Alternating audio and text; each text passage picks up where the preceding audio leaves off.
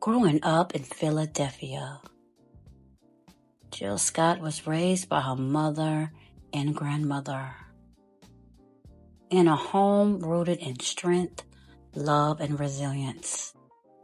Her upbringing was deeply influenced by the women around her.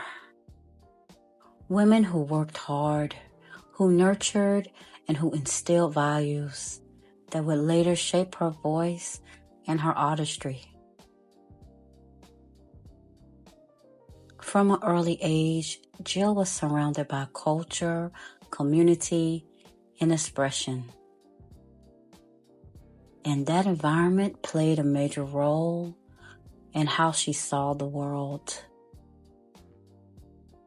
She attended Philadelphia High School for Girls, where she began to develop her love for language and storytelling. Even then, it wasn't just about music. It was about expression.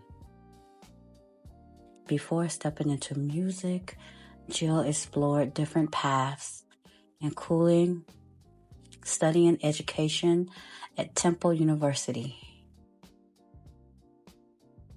She wanted to become a teacher, but life had other plans. Her early creative outlook came through poetry. Jill began performing spoken word at a local venues in Philadelphia, where her ability to tell stories, paint pictures with words, and connect emotionally with audience quickly stood out. It was in these spaces that she found her voice, not just as a singer, but as a storyteller. One of the most pivotal moments in her early career came when she collaborated with The Roots, contributing to the written of You Got Me, a Grammy-winning track that helped bring her talent into a wider spotlight. From there, everything began to shift, but her foundation remained the same, rooted in poetry, rooted in truth, rooted in Philadelphia.